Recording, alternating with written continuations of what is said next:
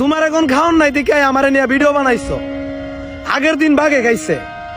আর তুমি ভালো করে জানো অ্যালেক্স শুভদের নামটা লইলি ফর ইউ। তুমি দেখলাম একটা ভিডিওতে বলতাছো, দেখ মামা ওরা কি করতেছে। আরে আর কি দেখবো, এটা কি নতুন কিছু নাকি? আসসালামু আলাইকুম। ওয়ালাইকুম ওয়ালাইকুম আসসালাম। আসসালাম। কি খবর বন্ধু তোমাদের? আলহামদুলিল্লাহ ভালো, তুমি কেমন আছো? আমিও আলহামদুলিল্লাহ ভালো আছি। তো তোমরা কি করতেছিলে? আরে দোস্ত আর বলিস না, মানুষ আজকাল কি সব ভিডিও বানায়। আরে তুই কাকে কি বলতেছিস? ওই নিজেই তো একটা টিকটকার। দেখো বন্ধু, টিকটক হচ্ছে একটা সামাজিক প্ল্যাটফর্ম।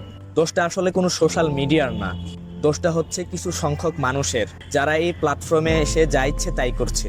আব্দুল্লাহ ইবনে মাসুদ রাদিয়াল্লাহু তাআলা আনহু থেকে বর্ণিত, রাসূল সাল্লাল্লাহু আলাইহি ওয়াসাল্লাম ইরশাদ করেছেন, ইদা লাম তাস্তাহি ফাসনা মা শিতা। যদি তোমার লজ্জা না থাকে তাহলে যাহা ইচ্ছা করতে পারো।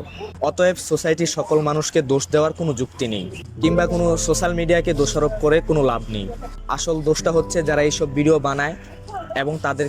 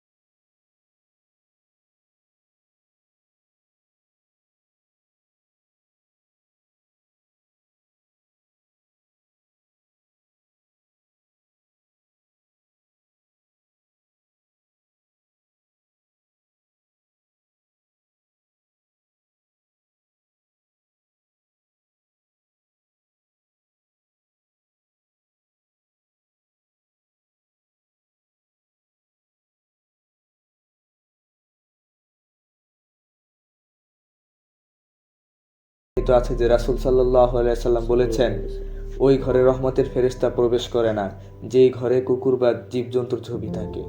আচ্ছা বন্ধু, তাহলে আমি এখন এই ছবিটা সরিয়ে নিচ্ছি।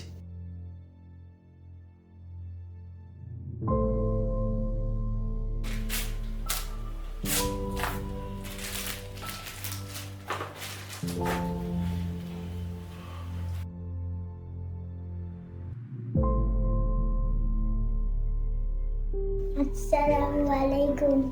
ওয়ালাইকুম আসসালাম। কি অবস্থা আপনাদের? আলহামদুলিল্লাহ ভালো আছি। তুমি কেমন আছো? তুমি কেমন আছো? আলহামদুলিল্লাহ অনেক ভালো। বসো। তাহলে তোমরা সবাই রেডি হয়ে রমনা পার্কে আসো, তারপর আমরা একসাথে ঘুরতে বের হবো ইনশাআল্লাহ। ইনশাআল্লাহ। কি তুমি রেডি হচ্ছ না কেন? আমি যাই কি করবো, ওরা বড়লোক মানুষ, ওরা যা। তোমার আবার কি হলো?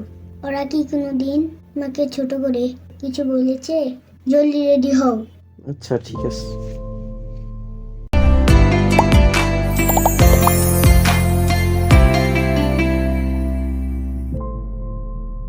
কি হলো, ওরা দুজন আসতেছে না কেন? ওই যে ওরা